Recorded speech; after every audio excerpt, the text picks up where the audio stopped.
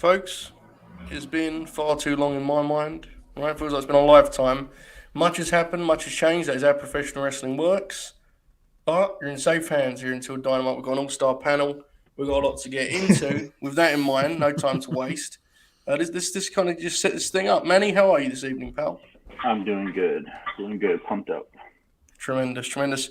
Phil Lindsay of now Grapsody fame, but many things, right? I mean, you've been a big star in this game for a while now, Phil. It's great to have you. How are you this evening, pal? Big Star. I'm only here because I heard that I'm talking to Big Star Joe Hobart. It actually has been too long, in all seriousness. But Clash of the Titans. I appreciate Phil. Phil once carried us on the Distraction. We had him on that shitty show, and he was, oh man, great numbers, great stuff. We love great Phil. Numbers, great stuff. Well, you need both. As you know, Phil, you need both. Was that the episode where my internet was crashing like every few minutes? That was amazing. Oh, I remember that. And that was the same. My video stopped working all the time. Jeremy was getting very frustrated with the whole thing. It was incredible. Great times. Different times, certainly, but great times nonetheless. Monty, how are you this evening, pal? Yeah, I'm good. Stacked Dynamite coming up later. You know, I'm ready to get into it. It's been a bit of a mad past few days since we last came on as well. Yeah. So, yeah, man, a lot to get into, to be honest. Indeed, but enough about the internal changes at the Late Night Grim. We're going to talk about professional wrestling now, and let's get straight into the big story, because Dynamite is on in, like, what we're looking, hour and 50, and there is a lot to get into with just the main story of the day. WWE's Women's Tag Team Champions, Sasha Banks and Naomi, they were out. They said, we're not doing this shit tonight. No way.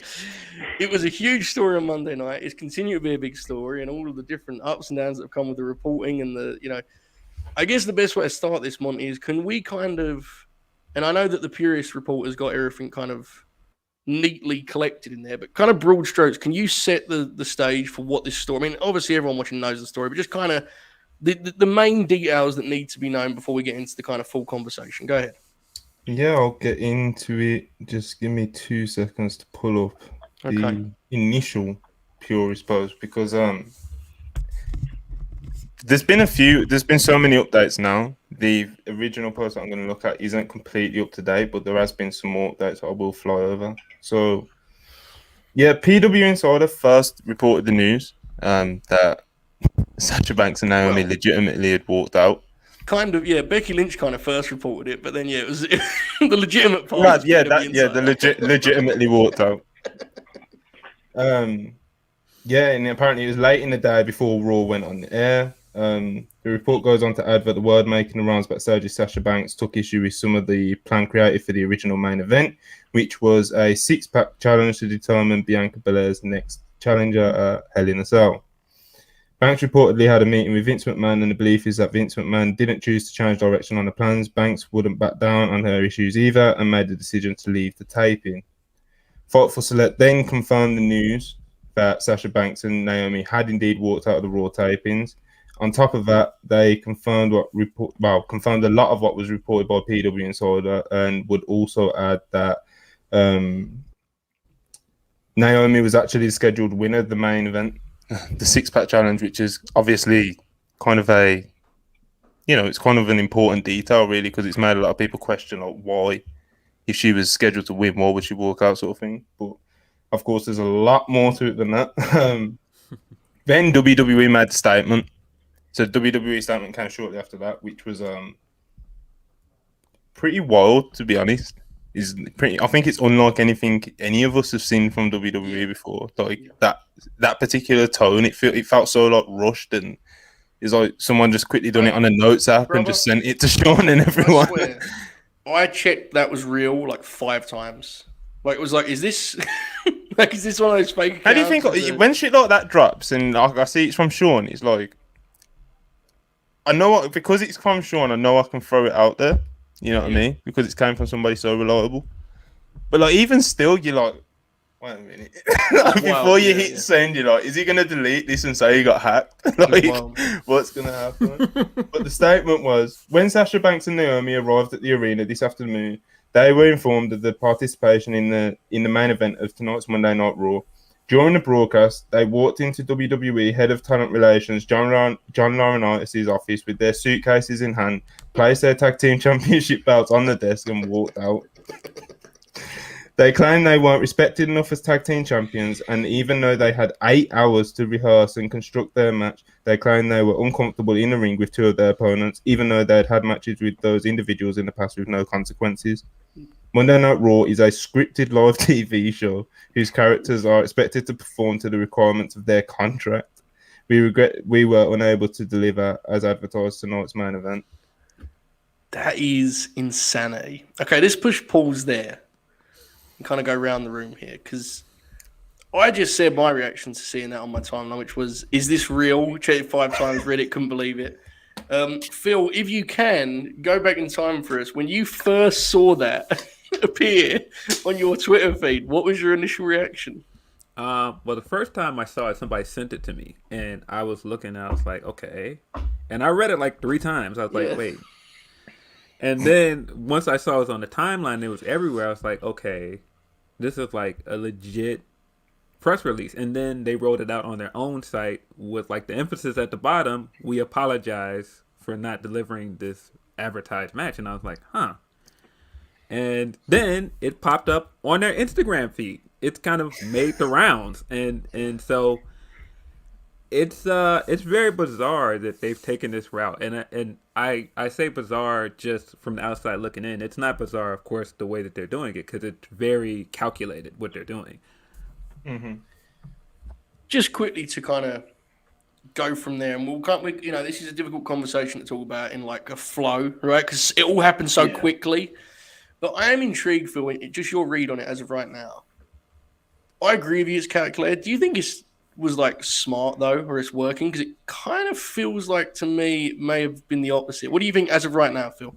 Because the way that I described it the night that it happened is, we wouldn't have known anything if they didn't put this out. So they brought attention to it, and then also attempted to shift it and go, okay, well, they're just unprofessional. They left. And not just they're unprofessional, well, because there's 2 things. And I guess I didn't pick up on some of the stuff until I read it again the next day. Mm-hmm. But you're attempting to make them look professional in the eyes of fans. And then you're also pushing it to mainstream outlets. So you're trying to get people outside of wrestling to see them as unprofessional. And then on top of that, by telling people they didn't want to work with 2 people and not saying who the 2 people are, you're trying to create mistrust with them within the locker room. Absolutely. I think that's about nails the statement part of it. Manny, what was your initial reaction? Just like the immediate emotional response to seeing this insanity on your feed? I don't know if it was real or not, and like they usually don't do this to anybody, not even for other releases. So that's what kind of threw me off. Even like when I was reading the statement, the second paragraph which threw me off was just like they have to do what's required of their contracts. That's like what got me the whole part of it. And I also laughed when I saw the Instagram post because they just posted pictures with it too. That was my favorite part. There's a lot of different parts that are funny. The 8 hours to rehearse is an all-timer. But I do agree with Manny. Like the one that really got me was that like the requirements of the contract. Like I want to see these contracts, you know? What does that mean? Like you just show up to TV. Seriously, you just show up to TV and it's like whatever they ask, you just do it. That's the requirements. Like that can't be the case, right? No way. I saw your and Jay Shell's video like stream about it, and like you guys brought up good points where like Roman did the same thing, and there was no press about Roman doing it, and all these other stars. So I was like, why do they single them out? And then they also try to divide the locker room. Even from a couple of reports that we've seen now. We saw like some of the reports that were supposedly Sasha was not well liked right now backstage.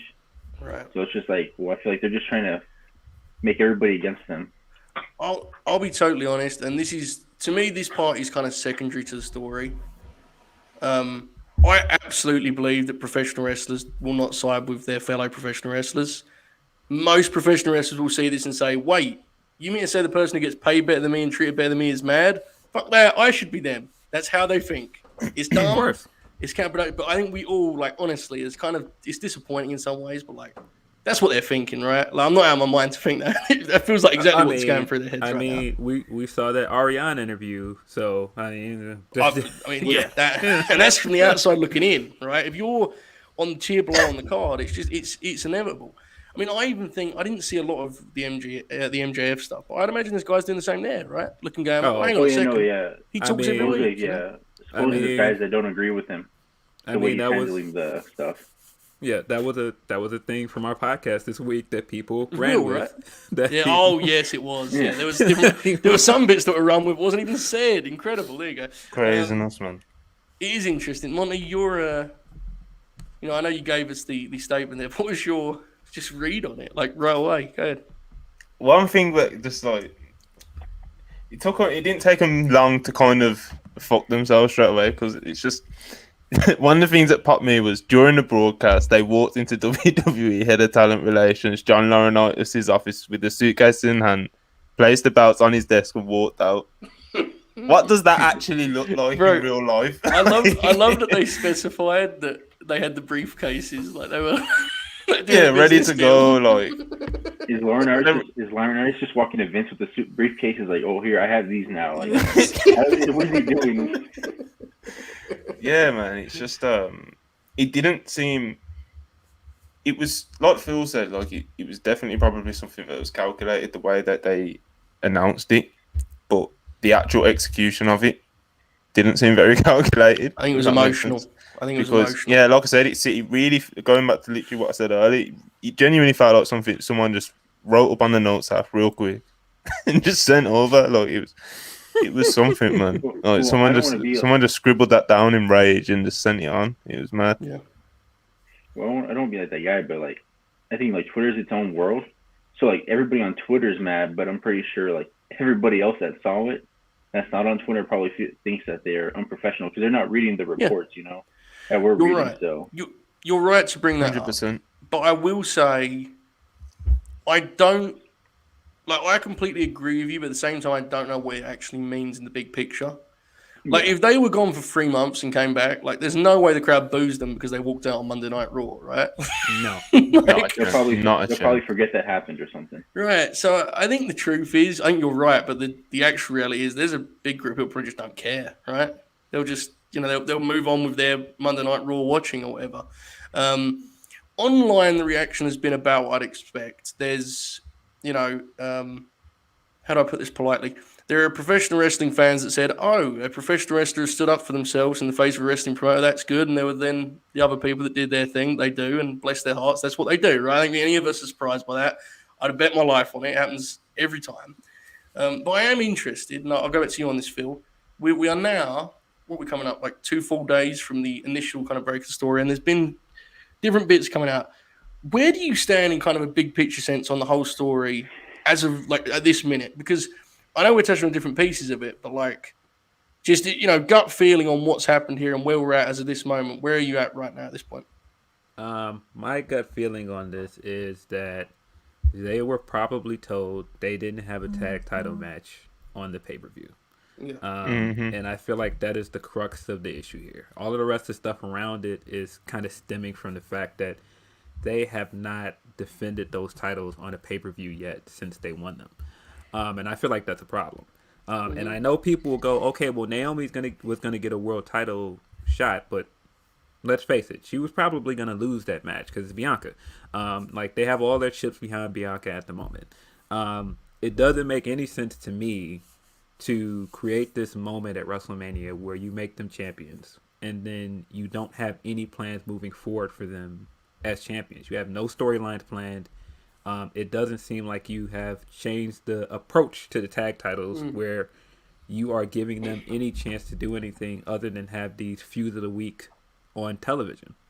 Yeah.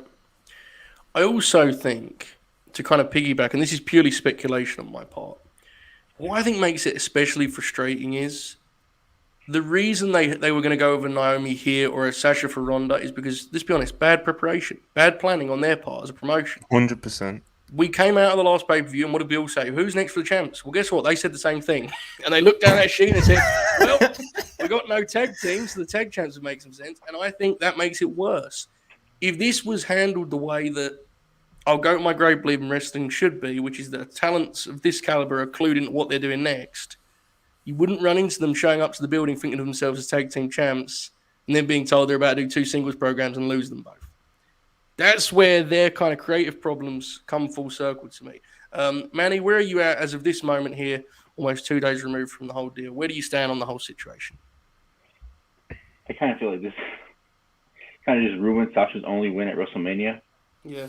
Like now, like there's no follow up to it, and then they're just because I know this is FTR's complaint since they left WWE. They didn't do anything with the tag titles, and they're just using the tag titles right now, like Sasha and Naomi. They're just using them for single stories, so they're not even elevating the titles.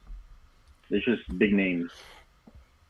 I must say though, that part of this story is fascinating because, like, I don't care what the other talent thinks because the reason I already said they do what they do. They're wrestlers. I don't know, but this isn't like the traditional case of someone being selfish. Like, it appears that Sasha is mad that she's not being able to do, which is ultimately a very selfless thing, which is rebuild a subdivision they don't care about.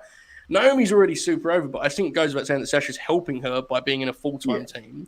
And it's like, none of this screams selfish to me, but yet here we are.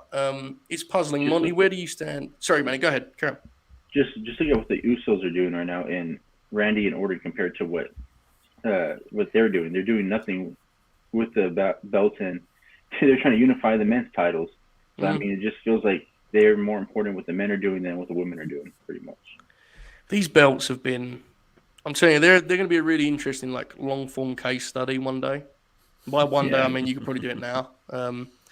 It's been a hell of a ride for those women's belts. tag titles just in America is just like a big talking point.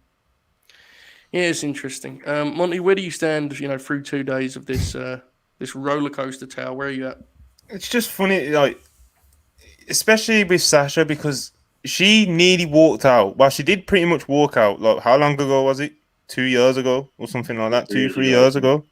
Yeah, going on. Like, she was ready to call it quits with Vince back then. And to be honest, it doesn't, like, some people obviously are the bad faith as well.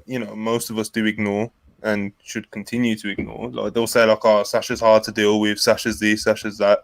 It's just like, honestly, genuinely how I feel. She just wants some direction. And she wants that direction to be worthy of where she is as a star. And when you have someone of her level willing to say to you, okay, I want these tag team bouts, because remember, her and Bayley are the ones who fought for those bouts in the first place. Then the only time they've been given any attention was when Sasha and Bayley had them.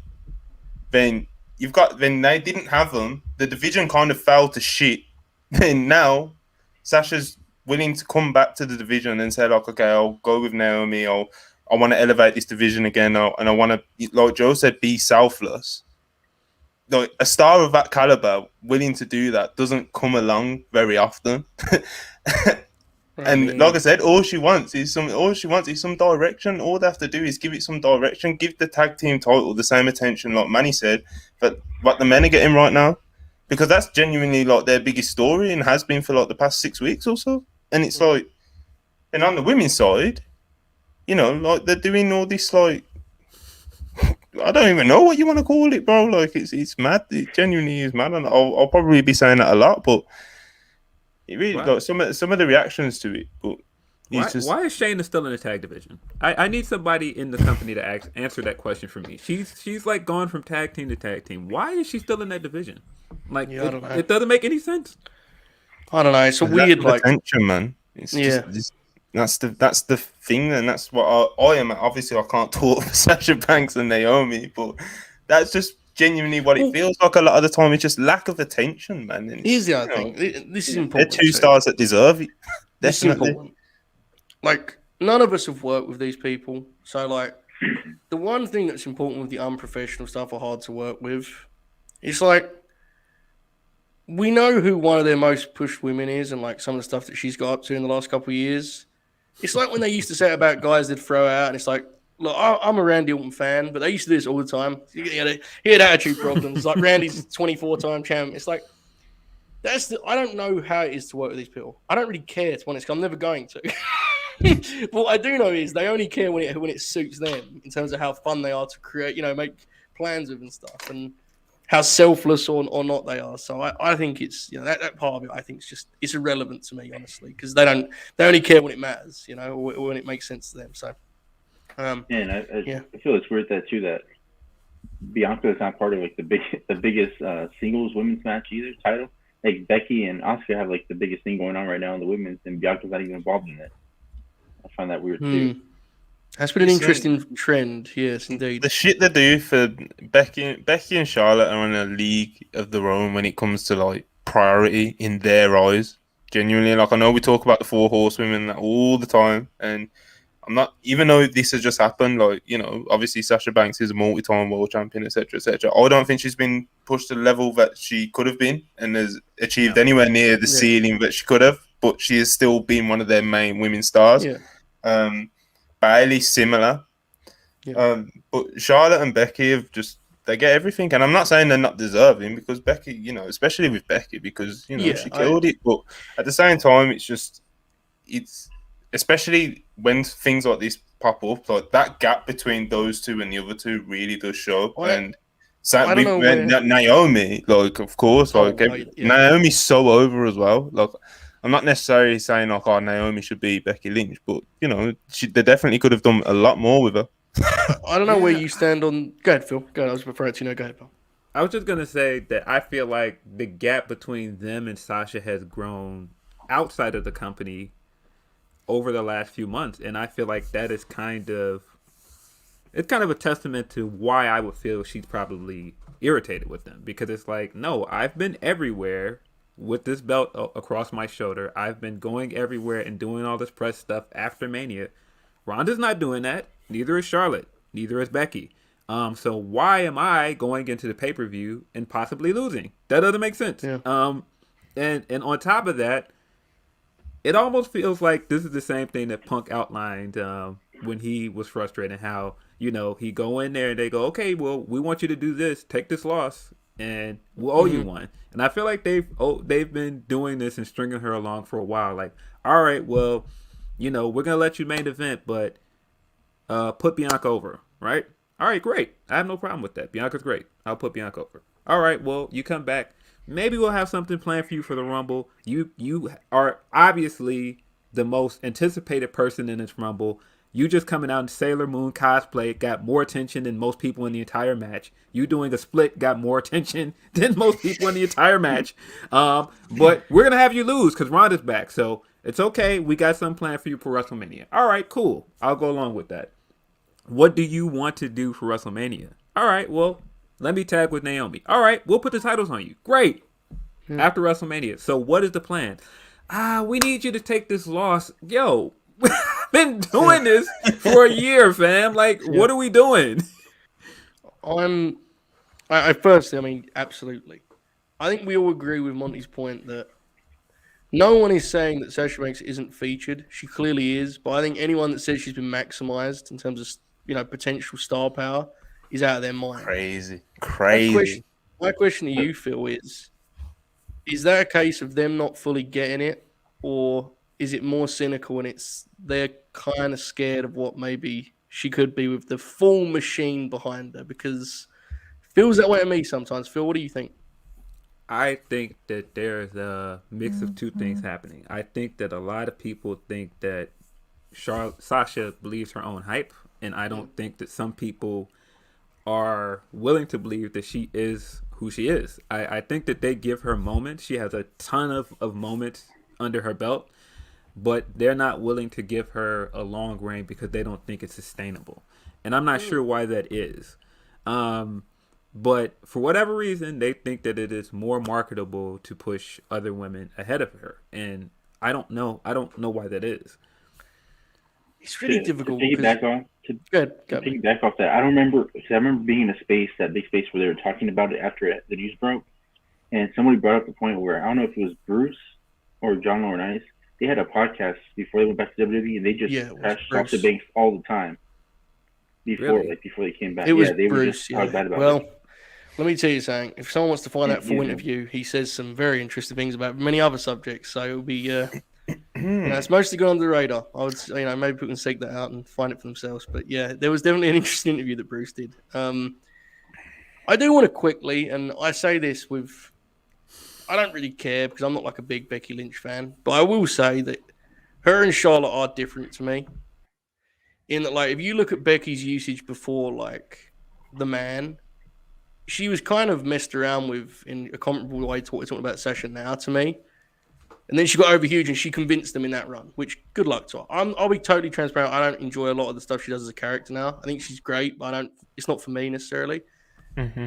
I think Charlotte's different in that, like, whether you love Charlotte or not, I'm probably more the latter. But, like, she's clearly been, like, handpicked from day one. Like, it was very apparent that she was always going to be, like, a multi-time champ. I say that because, you know, I don't want to pair them completely because they have had different runs, right? I think that makes sense, right? Yeah. Yeah, it's just different. I mean, the point still stands, though. Anyway, where else do we want to go? Manny, do you have any other elements to this that stand out? Halfway through, bro. We're not even halfway through, like, the reports and everything that's came through. I think where did we get to? The statement. Yeah, my thing is, I don't want us to. I guess what I don't want it to end up being is us just comparing the differing reports. Like, because at some point it just became like, well, this person said no one cares. Yeah, we'll just go through the main layers then, because obviously the report. Right, you do that, and then we'll reset. The statement was the main one. Then we got to the point where there was a lot of speculation that I don't know where this came from, but Sasha Banks was apparently meant to pin Naomi in the match. Then Fightful Select / Sean Ross Sapp put that flame out and said that Naomi was set to pin Nikki Ash, not Sasha Banks, as speculated. Where else? Oh, also he commented on the statement as well, and he said, "Where is the wording?" Those that they spoke with indicated that the match was set to be constructed to not have Naomi interact with Sasha Banks or Doudrop coming in contact with Nikki Ash in the match itself. The update also states that people close to the situation said Naomi and Sasha Banks didn't claim that they didn't want to work with Becky Lynch or Asuka, like what was implied in WWE's statement. Shocker. Sasha Banks and Naomi were actually angling to work with Nikki Ash and Doudrop at the upcoming Hell in a Cell pay-per-view. Yeah, which speaks to Phil's point earlier. Then Mout's on the Observer Radio the next day said it could possibly be an issue with the contract, and also that another key to this is that Naomi is obviously the wife of Jimmy Uso, and Jimmy Uso is the cousin of Roman Reigns, and Roman Reigns wields an incredible amount of power. So if Roman Reigns is going to back them, and we don't know that he will, or think that they were somehow mistreated, it becomes a bigger issue. Good luck on that one. This gives me big high school vibes. Bro, bless Dave. That's the way he went with it. I would be stunned if that's a factor in this. I don't think Roman. It's the wording of Roman Reigns wields an incredible amount of power. Like, yeah, him like walking in and demanding he gets the tag titles back. It would be gangster though, because he's got that. He genuinely probably does have that sort of power. He could just be like Vince. What chance do you think? Give me a percentage. I was going to tweet it, but I thought no, because people take it seriously. But I just feel like, imagine if Roman just done it as a flex, like just like, I would respect it. He probably does have that amount of power. You could be like, well, if you don't sort this out, I ain't coming in either. He's not coming in for Hell in a Cell. Sounds like exactly. I don't think he's locked in enough to like be worrying about that stuff, man. Yeah, I feel like he doesn't, but it would be a part. If you're Vince, do you fold to any of this stuff? Say that again, Manny. Sorry, go ahead. If you're Vince, do you fold to Sasha and Naomi, or even if Roman even came in there and said demanded something like that? If you're Vince, do you just do what they say or stand your ground? If Roman gets involved, I'll just fold. What I would do right now, genuinely, as things stand from what we know from reports and stuff, I'd probably just give him a little fine, to be honest, and just try to get him beg for him to come back. Wait. To take the fine on the chin. What are you? Are you approaching it literally as though you are Vince McMahon? Like, because he's not going to step down. He's not going to like apologize. You have to be serious. Come on, this dude. We're going to play the game. Let's play it properly. He's going to just wait. Yeah, but what does he gain? What does he gain? Vince McMahon's always Brother, about. Whoa, need to take brother, out my look, mic this and be shit. completely honest. Most of their audience will continue on as they do. They'll drop to a 1.85 for SmackDown. He'll do Drew McIntyre versus whoever the hell for the vacant Universal title on TV. They'll go up to a 2. He'll say, job done, and high five Bruce Pritchard. I don't think he's backing down. No, I mean, mean, you know, That's the smart move, though. That is the smart move. Of course it Like, is. what are you gonna know. do? Release him? no. No, like that. That'd be crazy. That would be crazy. She's like one of the only. Sasha Banks, especially Naomi, like 100%, she would be a great get for AEW too. But Sasha Banks is probably like one of, if not the only, genuine like game changer for AEW. Yeah, I feel like that's the topic nobody was really tackling is Sasha's impact. She's the only one I think in WWE that if she left, she can change the whole landscape of wrestling. Yeah, I said it. Well, I didn't say it exactly like that to Joe, but when the MJF stuff came out, and me and Joe were me and Joe were fantasy booking and just doing stupid shit, and we was like, imagine if we could just do a trade, and it was like, yeah, if you was Tony Khan and Vince rang you and said he wanted MJF, who do you want in return? I'd say Sasha Banks, no hesitation, 1,000,000%. I said I'd drive MJF to the airport. I don't believe that, because people say that if Sasha leaves throw him on that plane. That's what people say. If she leaves WWE, she's not going to wrestle again. But I think she loves wrestling too much. And one of her goals was to wrestle in Japan and wrestle all these legends in Japan. I feel like she would just get paid big money from AEW, wrestle a couple times on TV, and get her matches with Yuya Tommy and all these other women that she wants. If I had to guess, I think she wants to wrestle her schedule because I think she's clearly preparing to leave. I think she's preparing to leave and go act and do whatever else. Yeah. But I think she also just wants to work the schedule that she prefers, which is essentially what Roma is doing.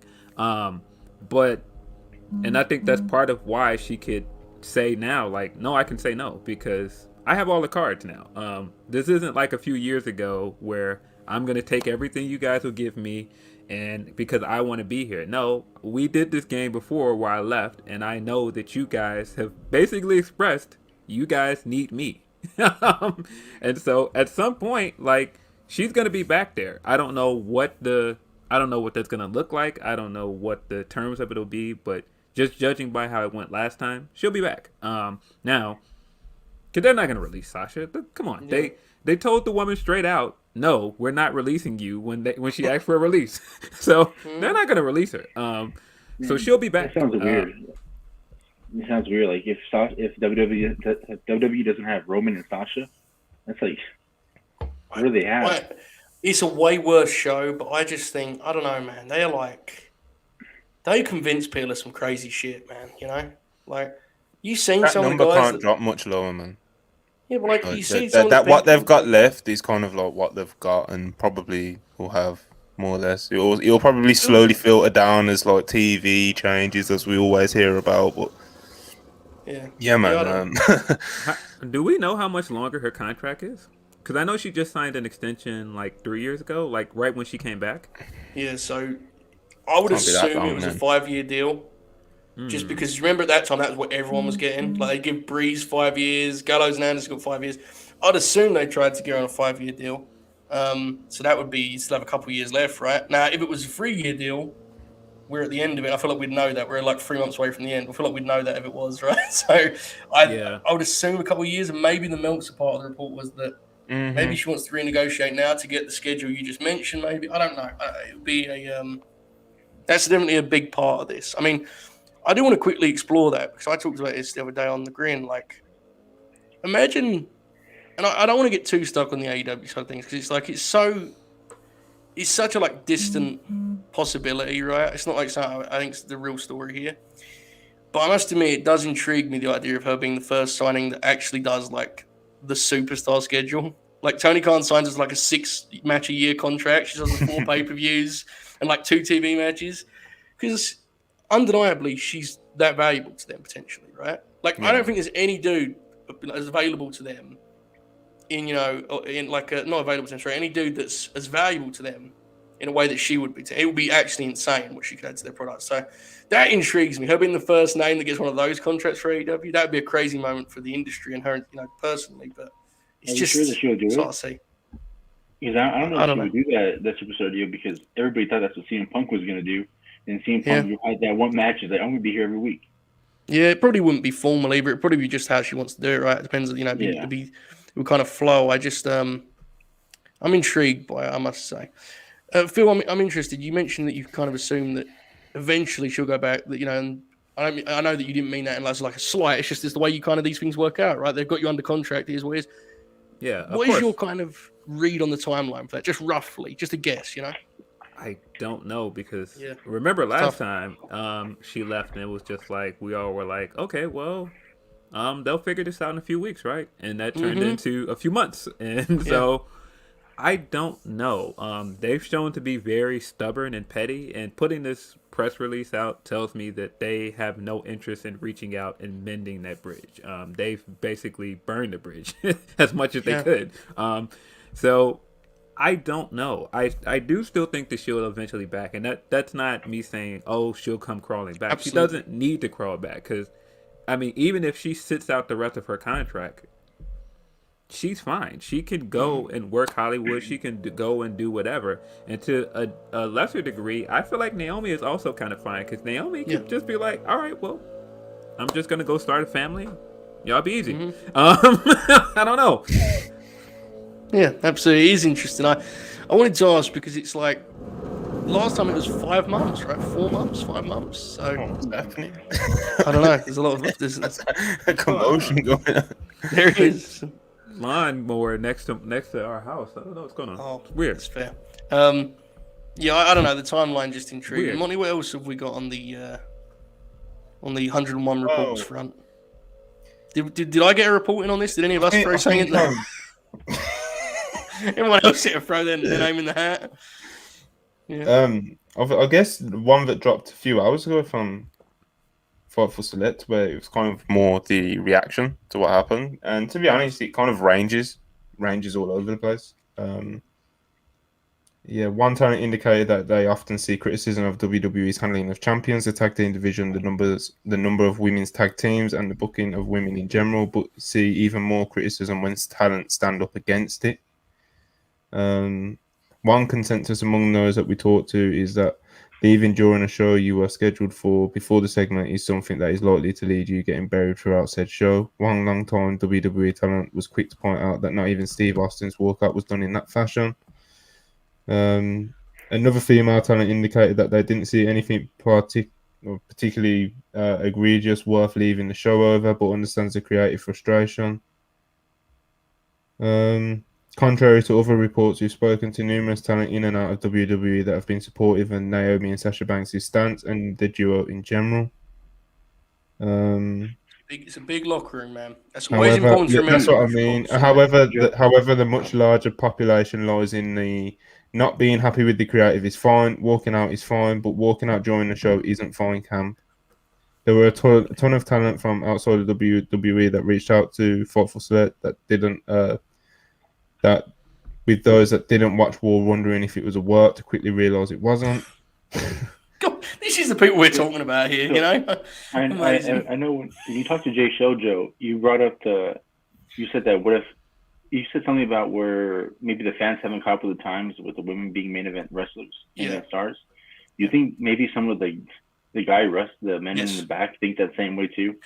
To be totally honest, Manny, I was very, very close to just saying that outright, and I pulled it. But you ask, absolutely, I do. I think there is just a huge misconception as to where the star power is on that roster. I've said this before, and actually, we explored this when we did the Distraction Grapsody draft gimmick over on Fightful, and I remember us talking about that show. I was like, there is we're at a point now where I feel more confident in the top 10 names in the women's division than on the male side in terms of star power and overall appeal. I think the dudes don't see that at all. I think they're way too in their own, lost in their own 12-minute TV match, and they don't see that.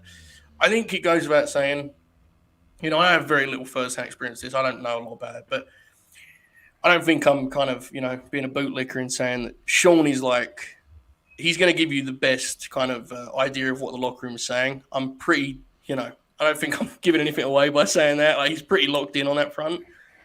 It's just important to remember how big that locker room is. Yeah, 100%. There's just so many people you could talk to that work there that may not even have known what happened. But if you ask them, I bet they'll have an opinion on it.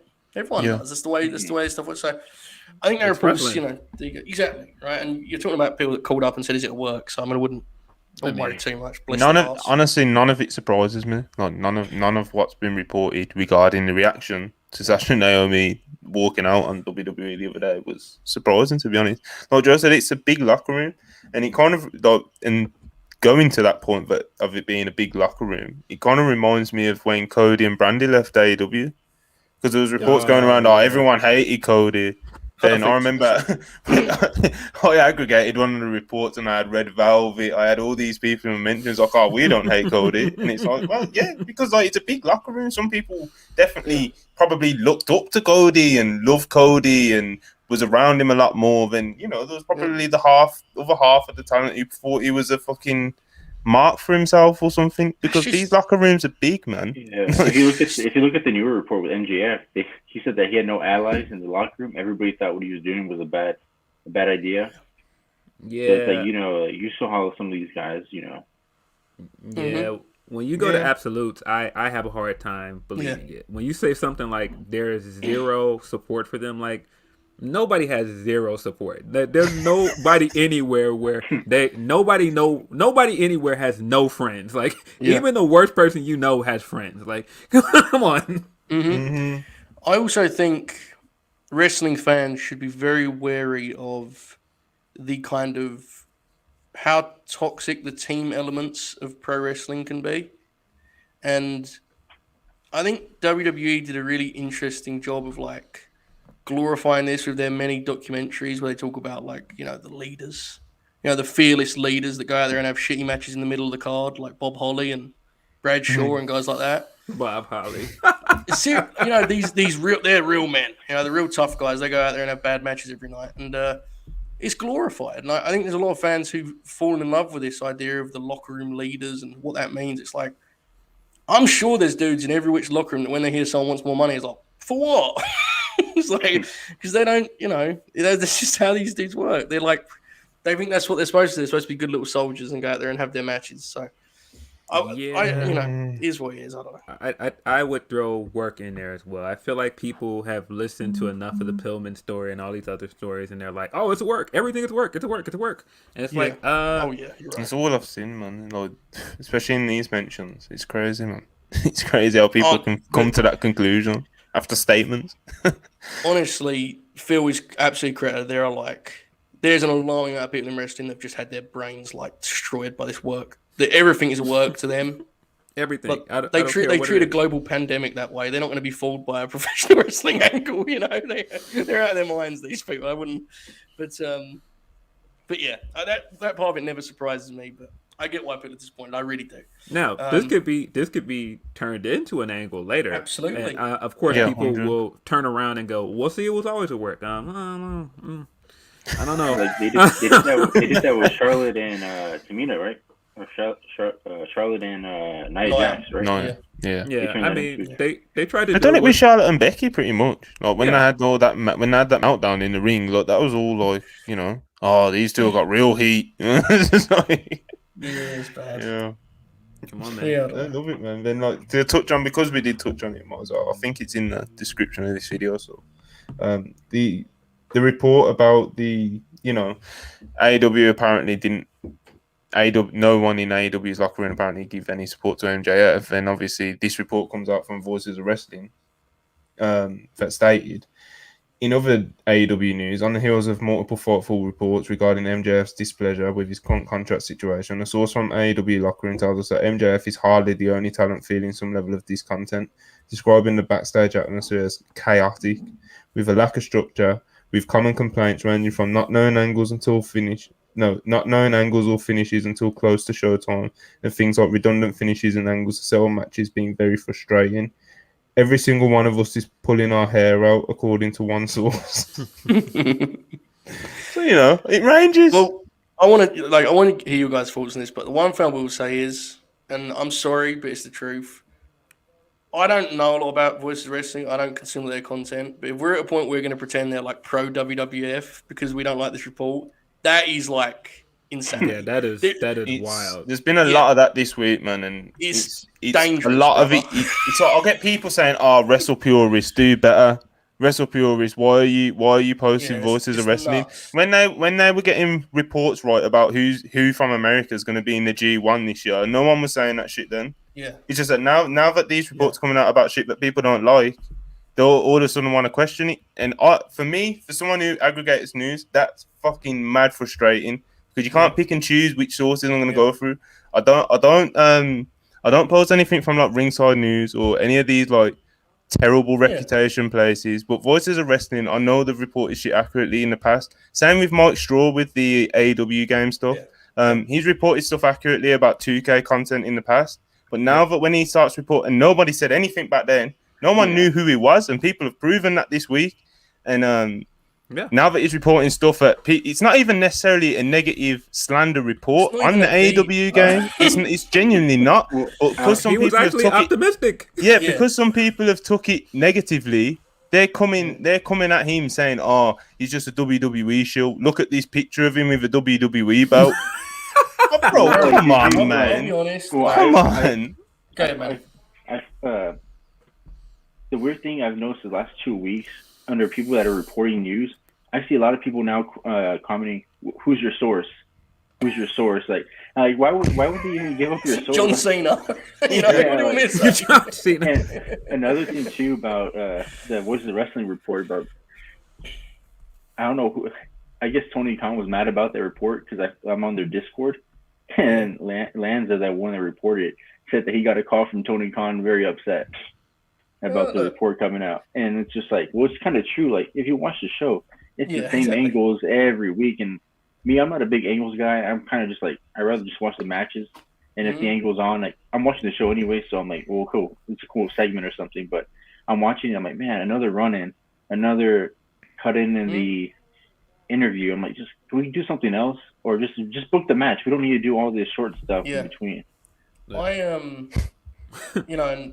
to just tackle these kind of separately, because you brought up Mike Stroh, I just quickly want to touch that. I don't know who Mike's source is because obviously I don't ask him these mentions expecting him to give me the answer. What I will say is if you read the last report, it says the phrases to lower expectations, and it closes with, but they still intend to make a fun game.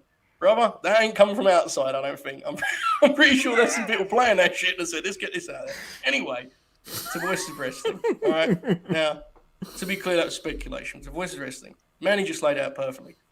If you read that report and you were stunned, you don't watch the same TV show I do. I consistently love AEW Dynamite. Every single thing that's listed in that report is present on those shows. But it's just the reality.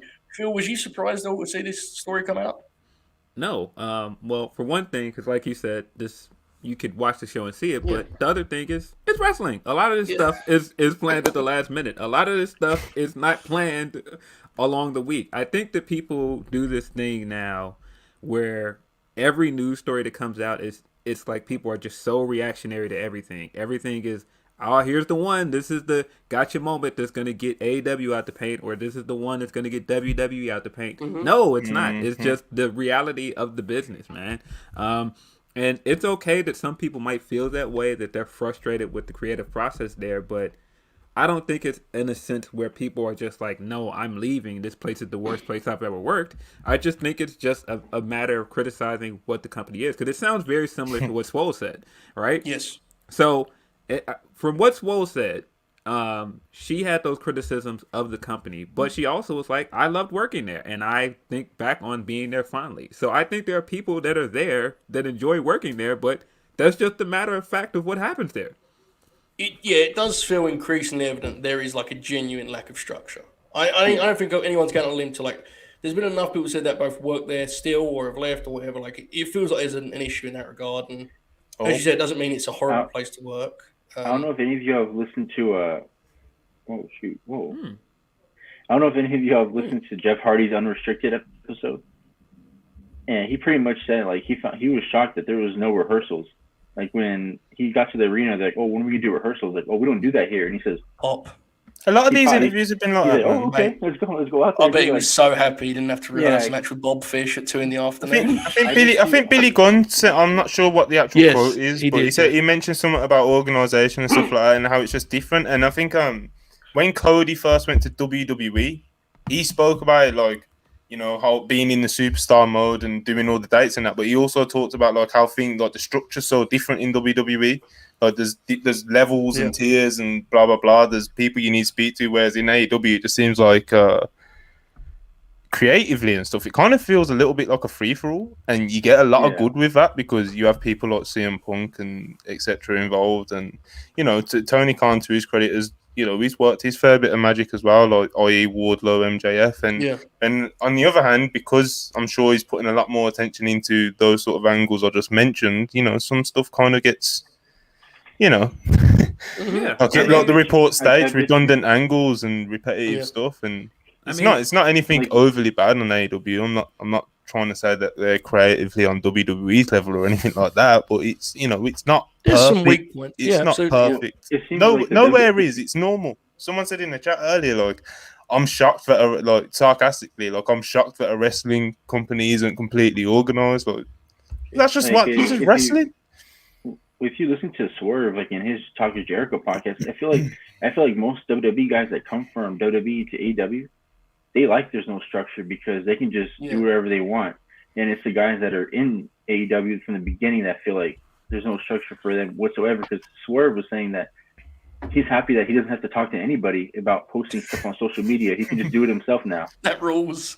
Yeah, because let's be honest, and I don't think this is even a bad reflection. It's just the truth. Swerve comes in clearly as a guy that had intentions to, you know, feature strong, and we all would, right? And that's awesome for Swerve. But if you're someone who came in at that, like, bottom tier contract 2 years ago, you got yourself on TV, maybe you impressed them on Dark, you have no real background as a wrestling television star. You haven't got a big reputation, and you're trying to figure out a way. It would take a lot of confidence to walk up to Tony Khan and say, "Hey, can I pitch an angle on this show that has CM Punk and Bryan Danielson on it?" Like, everyone says on Twitter, that's what they should do. They should just be brave. And it's like, hey, let's be real about it. That's hard, you know? So I think that's what it is. I think you're absolutely right. There's a lot of truth to that for sure. And then if you see, like, Swerve also said with Jericho that a lot of all the big wrestlers, the main event guys are just pitching storylines to each other and they're helping each other work out the stories. Yeah. And I feel like that's kind of disadvantage to, like, the younger talent that don't know how to do that. They're like, well, how are we going to format a story in an arc like that? And Swerve said that, and Swerve and Jericho said that they're helping some of these guys come up with their story arcs and their promos, where I feel like that could be like a disadvantage to all these younger talent too. Yeah. I mean, Regal even said in his interview with Bleacher Report, when he was saying when he did his debut, he didn't know what he was doing in his debut until like 15 minutes before he went out there. Like, they basically told him, like, yeah, we're going to go out here and do a match. This is what we're going to do. This is what you're going to do. Like, right before they went out for that match. The shit out of Moxley. So, I don't know. Like, and that's why I don't understand why people are so upset with this. This doesn't have to be overly negative. It's just the truth of the matter. I mean, I don't know how many places people have worked, but sometimes you work somewhere and it's like, I got to deal with this every time I go in. It's frustrating, but it might be still a good job. I don't know. Yeah, I also think, you know, in fear of repeating myself with the earlier subject, that's a big locker room, right? Yes, and it's true. We're an hour away from Dynamite, in which Samoa Joe is going to wrestle a Joker, who is apparently a debuting wrestler. Samoa Joe debuted 5 weeks ago. There's a lot of guys coming in and out. Like, it's just, I agree with you guys. It's inevitable. I think the real key, and this is something I've always kind of felt about AEW. Be attached to whether or not you like the product. I would sincerely recommend no one get too attached to their fantastical imagination of what it is like to work there. There's nothing to do with any, like, personally, I really like the shows right now. Oh my God, there's thunder and lightning here. I personally very much like the shows. So that's what I'm attached to. If I didn't like them, then that would affect things. As long as it's not, you know, horrid and my favorite wrestlers aren't having a miserable time, I can't worry too much about that, right? We follow the stories as we do. I certainly don't doubt them, though. Now, guys, can we finally talk about a good wrestling promotion? We ready to talk about that? We ready to do it, guys?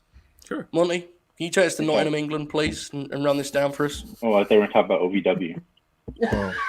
I'm mad about that, Manny. I had a beer I had a bit almost over the line with that NWA CBS stuff. But anyway, carry on. Bro, it's like I couldn't even write. It's not even like I wrote a report or an article about this show, but you definitely still got a tweet. So I'm gonna find it, and the tweet only contained the card because that's all people really need to know. Well, there is a great wrestling event happening in Nottingham, England. Yeah. I can't even remember the date, but doesn't matter. I believe it's the Authors of Pain's promotion, which is they're going worldwide. They're clearly putting a lot of money into this. They're willing to lose some money on this. I'll just read the card. Adam the Titan Sher versus Alistair Overeem World Championship. Lena Fanine versus CJ Perry World Women's Championship. Legion of Pain, which is the Authors of Pain, versus Blake and Macklin World Tag Team Championship. This one kills it. Killer Cross versus Samurai Del Sol versus Jonah. Madison and Tennille versus Perazzo and Green. World Women's Tag Team Championship.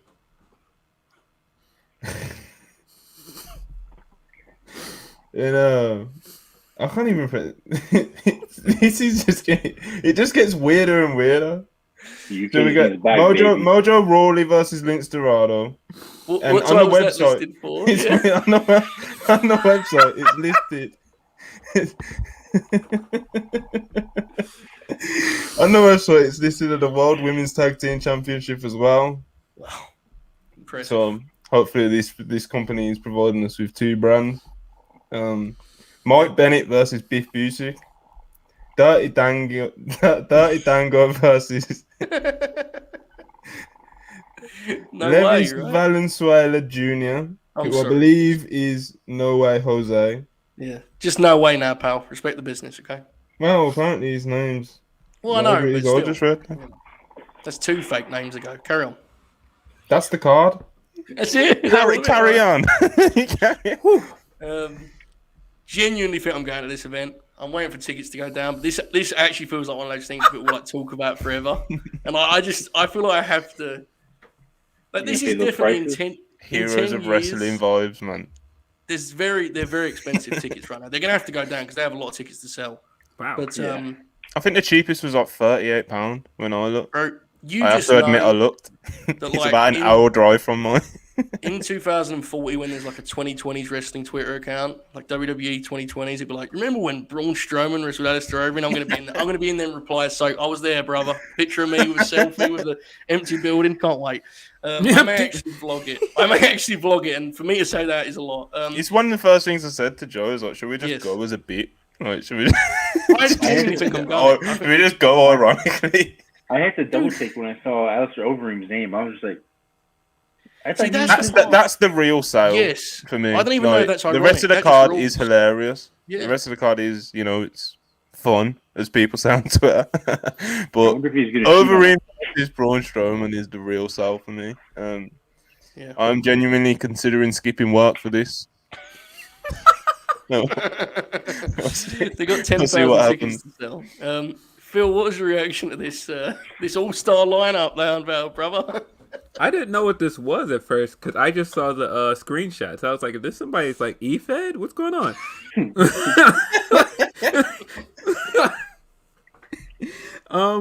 Some of these matches are interesting. Like, I know that, like, for example, Green and Perazzo have wanted to tag numerous places before. So hey, cool. They're gonna tag here.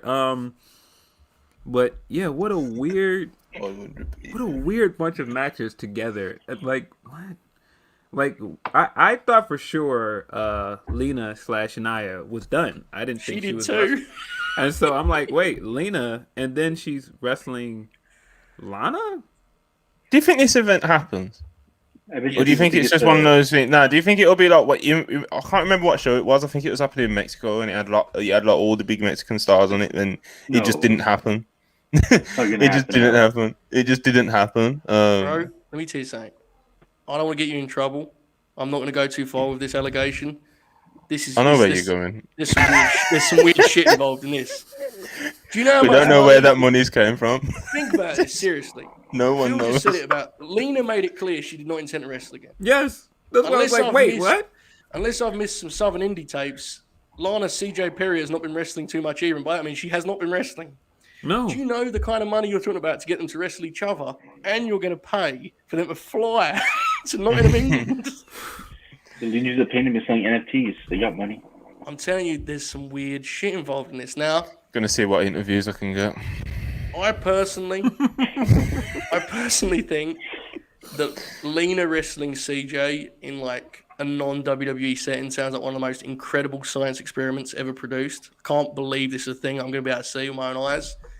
It could be something truly historic, honestly. I mean, I don't know what we're going to get here. The Overeem situation is special. There's just summing up with this deal. Manny, are you going to be buying this on Fight TV or whatever it's going to be on? No, I won't. No. Why are you lying to yourself, bro? No, I think I might watch the Overeem match like on certain websites, but yeah. Yeah, Fight TV. I know what you're talking about. Good stuff. Shout out to the Authors of Pain for bringing back British wrestling. We've been waiting a long time. Come on, man. Brit Rest needs them. Yeah, well, I always used to say what Brit Rest needs is less British wrestlers. And we've finally cracked it here with the Authors of Pain, so credit to them. I always love me some 2018 NXT. Finally, it comes to Nottingham, England. Monty, I can't wait. I can't wait to see you there, pal. Can't wait. Boy, you're not... So weird. we get way too much. We get way too much joy out of these shit shows, man. Like, it's just... I'm happy. What's wrong with it? I'm not hurting anyone. Nah, man. Oh man. Look, seriously, if not I the get way, this, man. Not the way. Yeah, he'd be devastated. This show, there's a bunch of guys over 5'10" on it. He'd be absolutely distraught. You know, real wrestling stars like Alistair Overeem. You guys think if you show Vince's card, if you think it's like a WWE produced show? Brother, he'll be like, "Is that the Cardiff show?" Yo. Why did we move the Cardiff show? I'll be very confused. Yeah, I'm definitely going to this. I hope you guys enjoy the selfie that I'm going to provide when I'm there. I may vlog it for the late night grin. If I do, that'll be incredible because that sounds like a really awkward experience. But I'll try my best, and we will see, folks. Okay. What else have we got here? Should we talk about the fake UK show, the Clash at the Castle thing? Clash. Right. That's it, right? That Clash indie show. Yeah. Struggling to sell tickets, apparently. Yeah, but those tickets are really expensive, man. They were ridiculous, did bro. Did you see Dave's tweet? Like that dig? Not that even Dave close. Dave like Duncan. Tried warning everybody too, and he just came in with the dunk. He does that any chance he gets. He does. Let's talk about that a little bit. The tickets were nuts. Monty, what prices did you see? I think it was like $250 to like get in the top tier, wasn't it? Yes, indeed, Phil. It was insane, bro. It was crazy. So apparently, the tickets range from £40 up to like £1,600 or something like that. But nobody was seeing those £40 tickets. Yeah. I just to pop myself because I did put, like I mentioned to you the other week, Joe. I did put my name down for the pre-sale. Then talked myself out of not actually wanting to go because it's in Cardiff, etc., etc. Yeah. So yeah, I was waiting in the queue, and by the time I got through, it was like £450, including the service charge, and that was for like that's for like in the tiers, bro. Like, so you won't even get a good view. Let's be clear. Yeah, £450 for like cheap seats, apparently. And with all love to our Welsh friends, Monty, let's be clear. It is not exactly a tourist destination. I mean, it isn't particularly easy to kind of get around when there's 100,000, replica belt-wearing lunatics around it. Honestly, I genuinely thought it was crazy. Like, I was expecting a high price point because, of course, it's the first pay-per-view in 30 years, etc. When I found out it was going to be in Cardiff, I thought that price point would come down a little bit because, like you mentioned, it's not really a tourist attraction. Whereas I thought the other venue that I would have assumed they were looking at would have been the Tottenham Hotspur Stadium. Yes. Which would have genuinely, all bits aside, would have ruled. Like the way live events look there would have been. I would have gone to that. Genuinely. Yeah. But yeah, it's in Cardiff, so I thought that would have brought the price down. I was expecting when I got in, I was expecting to see like £220, but like at least for the floor. Do you know what I mean? I mean, like £450 to be up in the stands and shit, bro. What? Yo, I saw. You're not the funniest thing. I want to mention this because it killed me. Obviously, because this is a UK show, like when the tickets dropped and you saw all the Brits reacting to these ticket prices, it was like, oh, get fucked, mate. Yeah. It's like, What the fuck's this, geezer? it was just like, they said the nosebleeds are €250 and USD. That's $261 for nosebleeds. yeah, bro. thing And is, it was someone. You get the shit nervous on those in general, but this was extreme. Go ahead, Monty. Carol. Yeah, I saw someone tweet literally like he bought 2 tickets and it came like he must have got like the tickets delivery as well, because all in all for 2 tickets it cost him like £908, bro. You just fly to America. Go to SummerSlam. Yeah, I saw someone tweet as well, because apparently the family packages that they dropped yesterday, apparently they were 4K, bro. 4K. People were commenting like, mate, I could go. He was like, I could fly the family out to WrestleMania, go to WrestleMania, and watch WrestleMania for that. Crazy prices, man. For Cardiff, Wales, bro. Yeah. For Cardiff, Wales. I was saying to Jamie, one of the WrestlePurists writers, because we was talking about it. He's going. God bless him. God bless him. What a warrior. My God, we just kicked the shit out of him for the last 10 minutes. I'm sorry, Jamie. Shame, man. Come on, bro. But yeah, like I said, God bless him. Shame. Shame. But I was saying to him, man, like, yo, the card. I'm not optimistic about what the card's gonna turn out to be. It's just gonna be like one of these Saudi shows or some shit. Like, yeah. I'm sure they will put a lot of effort into the production and trying to put names on it and stuff like that. But in terms of it feeling like like the end of feuds and shit like that, like WrestleMania and stuff does, and it's not going to be one of those shows, bro. Like, and like I said, the absolute most you're probably going to get out of this is like Drew McIntyre beating Roman Reigns, which would be a cool moment and everything, but that isn't like the sort of thing that's getting me to drive up to Cardiff, brother. That's not happening. I don't believe it, brother. You don't believe it? I don't believe anybody is pinning Roman Reigns until Dwayne shows up. I'm not even 100% sure that will happen. I'm just saying that's like the biggest possible moment they could probably do on that show, and even that isn't really enticing me in. It's going to age so badly when, like, the Monday before the show, they book, like, a Bliss Cross reunion. And I, like, text Monty and go, hey, man, they've dropped to, like, 150. What do you think?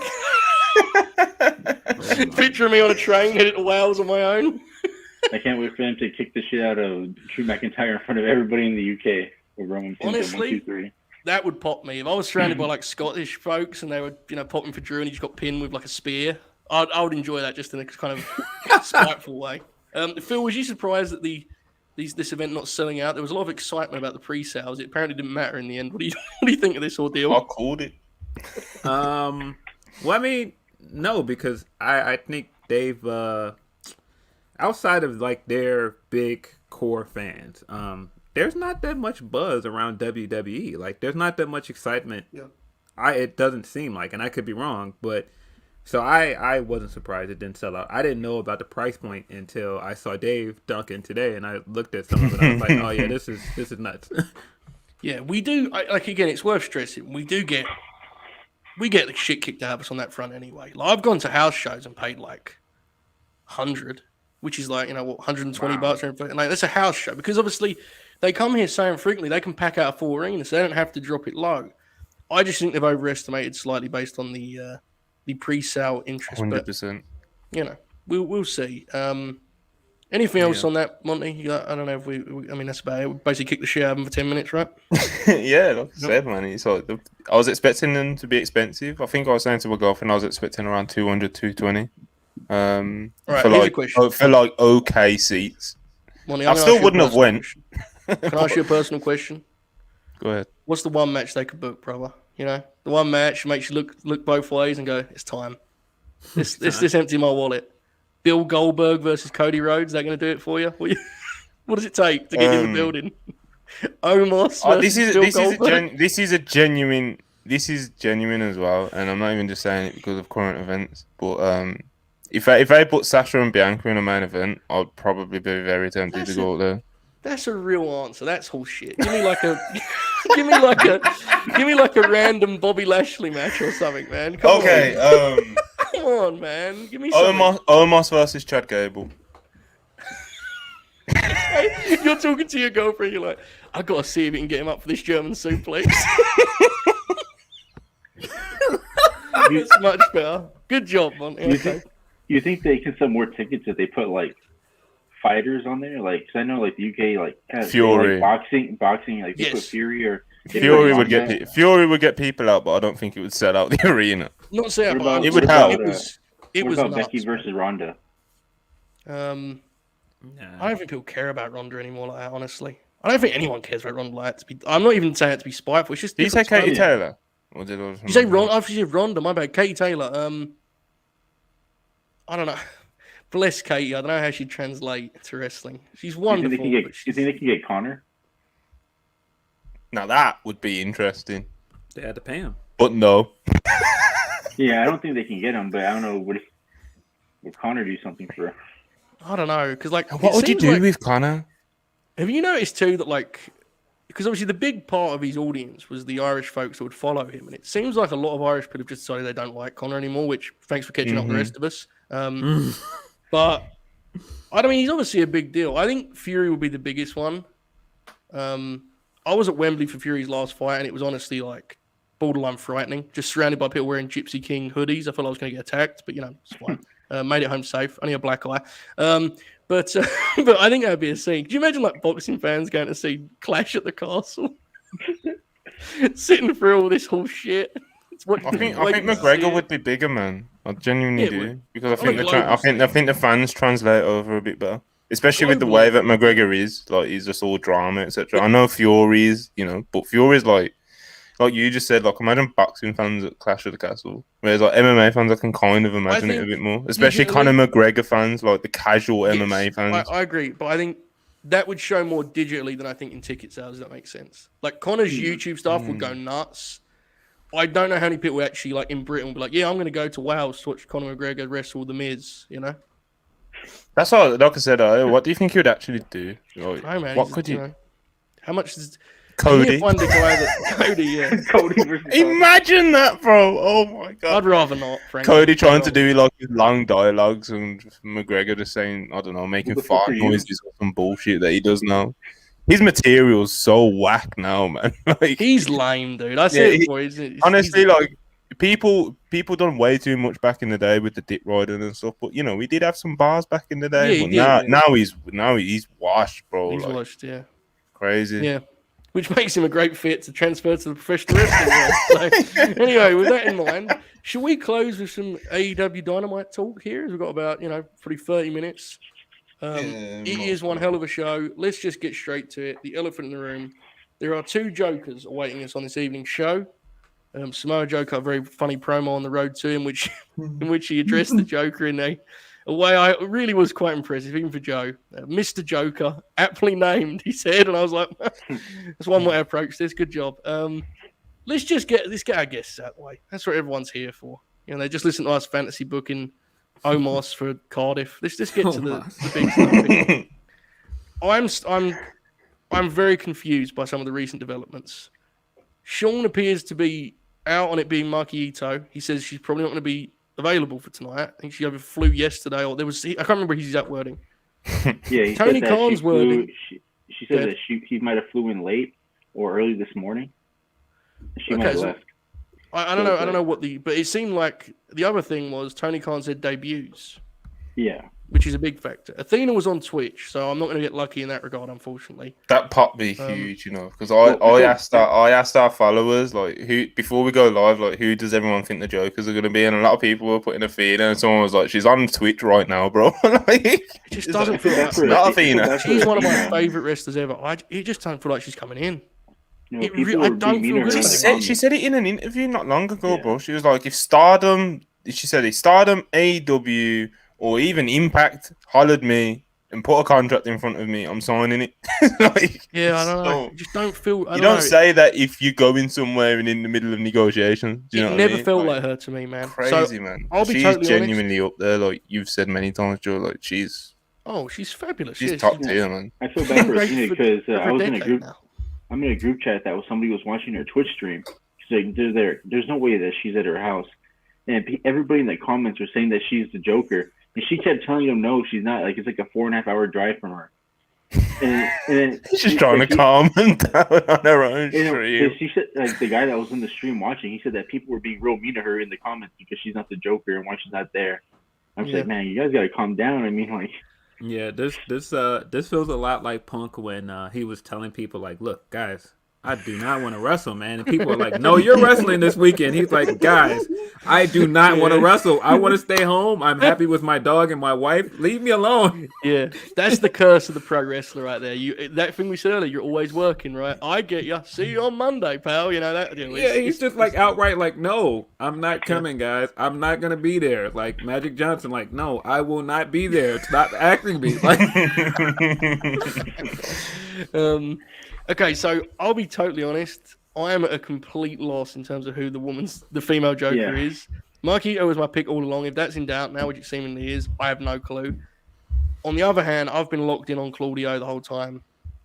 I've been convinced it makes sense for it to be him. He's the guy who I actually think can beat Joe clean and no one will bat an eyelid because it's Claudio, bro. Cesaro, who cares, right? Joe can put him over, shake hands, we're good. So I'm confident on that front. The women's side of things, I'm really shook at this point. Manny, where are you leaning on both sides here? Go ahead. Because I know Sean also said that it might not be Knox because she has visa issues still going on right now. So I'm like, I don't even know who the women could be. It can't be Deanna because Deanna just wrestled. Yeah. I'll just ask, and I mean this in the most polite way. What is the response of this Penelope Ford? Like, is it as bad as I think it could be? And I like Penelope, but it just feels like a really tough spot for her to come back. What about Chelsea Green or something? You're telling the truth today, lying yesterday. I don't know. Who did you say there, man? Green?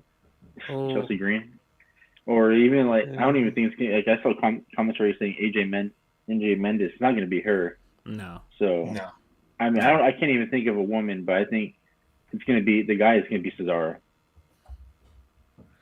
You know, now you're like the debut part does make this even weirder, doesn't it? Yeah, you just can't like. It's not, I don't know if it's gonna be Taya. He might just be chatting shit again, though, bro. He's done it before, and remember when he done the tweet, and he was just like, "Oh, well, I didn't mean to say it like that. What I meant was." He did tell Mickey James that it's obvious if you think about it. That means Is it Mickey James? That means Cesaro. Think about it. Look at your airplane tickets. Anyway, Phil, who are you leaning towards here? I legitimately don't know anymore. Coming into today, I was about sure it was Athena. And so once I saw the whole Twitch thing, I was like, huh. Oh. And then we got that Ciampa post out there where he's clearly trolling, so that tells me it's not the Garganos, because if it was, I don't think he would have posted that. It's very difficult. Very, very difficult. It's like even with the women, it's like Mia Yim's just signed with Impact, so it's not her. Nixon's got visa issues. Athena's doing Twitch. I'm literally looking at a list of free agents right now, and it's just like. I mean, the only thing I can think of is if it's like a one-off Joshi wrestler that hasn't debuted yet. I thought the same thing. Yeah. Like somebody from like DDT or Stardom or somewhere. That's the only thing I can think of that is so out of left field that we're all looking past it. And that's why Maki made sense. But if Sean's saying it's not Maki, then I don't know. It's a weird Voice of Wrestling did say it's a fan favorite. So it's just like, well, I don't know who the fan, because everybody likes Maki, and I don't think it's going to be Maki. And there's another popular Joshi from Tokyo Joshi Pro, Mia Yamashita, but she's the ace of that promotion, so she's not going to come in here and job to.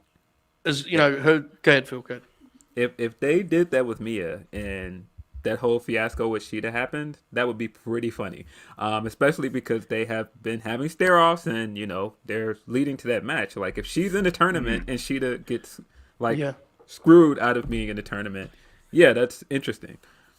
I mean, as much as, our timelines would pop, and rightly so, that's awesome, that my immediate description for that wouldn't be, fan favorite, No, me neither.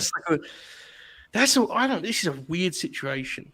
Could it be Yes. Kylie Ray? No.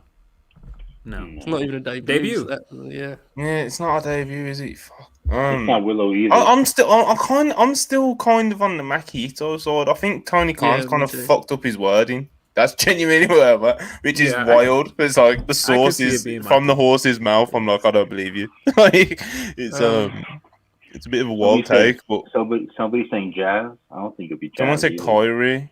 I don't think it's Kyrie. So I don't think it's Julia. Julia. And Oh yes. Yeah, a lot of fans are they're not gonna pop like that for Julia. Like if you're a Stardom fan, you will. I've never been so confused. I heard Julia. I was thinking, what the fuck are we talking? Julia Hart. I was so confused. Julia Hart, yeah, she's just gonna come out and just take off the eye patch. It's me. It's been me all along. I heard it. I thought she's on TV every week. So are we says Lita. I guess one part of this that's interesting is like, which of the opponents waiting for the Joker do we think is more likely to lose? Because my prediction is they'll split it. Like one Joker will win, the other will lose. I've always believed that. I think Samoa Joe loses. I think that Britt is gonna lose. I don't know why I think that, but I have a feeling that Britt is gonna lose. Would you say that her getting pinned in the tag makes that almost? It's more feasible that maybe they're telling a story of her kind of being on a little bit of a downward spiral, right? Yeah. Okay. Like Adam Cole. Well, I wasn't that lucky, man. You know that. You know, kicked the shit out of Dax Harwood, made me cry. Anyway, Monty. Hey, how are you gonna feel when Adam Cole wins this tournament, Joe? Because I feel like it's happening. To be totally honest, I think it's happening too. I'll actually be really bitter about it and actively frustrated. But the thing I'll do on the air is I'll pretend I don't care, which is like one of my favorite go-tos. Like people in the chat will be dunking and we'll be like, "I don't, it's wrestling, bro. I don't get mad about wrestling." You know, I'll do that above it all kind of bit. But I'll from one friend to another, Phil, I'll be very mad. Yeah, come on, man. He's gonna stand out there with the cup in front of him, and he's gonna pose, and Bullet Club's gonna be draped behind him. Oh no! Come on, man. Well, it's had a cup. It's a championship belt now. Yeah, it's a belt? Yeah, it's supposedly the men are getting a black. The name of the tournament is Cup. What do you mean? So this is what I said, okay? But apparently, for the last couple months, they've stopped saying Cup. And they just started saying the Owen. So I guess they try and make it's Owen Hart. They say the Owen Hart tournament now. That's what they say. You said the Owen Cup, right? And the women are getting a pink belt. Don't say belt, brother. Don't say belt. it's a title, brother. There you go. Monty, which side of this debate are you on? Who's more likely to lose, Britt or Samoa Joe? I love that they've given them big names. I must say, I think it makes it a lot of fun. I'll just say no. I'll just give my predictions now. I'm probably gonna say Cesaro and Makito. So Samoa Joe's probably got the most chance of winning in that, because there's no way I think Joe's fucking pinning Britt Baker. No way. Yeah. Couldn't see it. It'd be fucking cool. But Cesaro's beating Joe. If it's Cesaro, he has to beat Joe. Yes. But I love Samoa Joe, but you don't. It's not you have to worry about his win-loss record. That crowd's going to react to Samoa Joe whatever you do to him, right? It's Joe. Joe, do you see William Regal's quote about Joe? Yeah, I pump my fist. No, I mean about Claudio. He's I'll be honest, and look, this could age badly if it's just Johnny Gargano. I actually like Johnny, but I want to see Cesaro. I think, and this is maybe I'm being a little bit sappy with this, but I want to see what you guys think. When AEW started, was Cesaro not one of the first names that we all circled and said, "Man, it'd be great if he just got a shot over there"? Now look, we all know the deal. It's changed. He ain't gonna be He ain't gonna be a world champion there. They have Punk, they have Danielson, they have all these guys. But it just feels like It feels like there could be a moment tonight in which Claudio Castagnoli, Cesaro, whatever you want to call him, CSRO, whatever you want to call him, he gets one of those moments where this audience shows how much they've appreciated him. He has been a great professional wrestler for legitimately like 15 years now. And he looks incredible. He's an incredible pro. I don't know. That's what I want tonight, and I actually think we're going to get it. Same. But, that 10-minute match is going to be like... And the crazy thing electric. is, the only time they worked in WWE was in the opening round of the King of the Ring.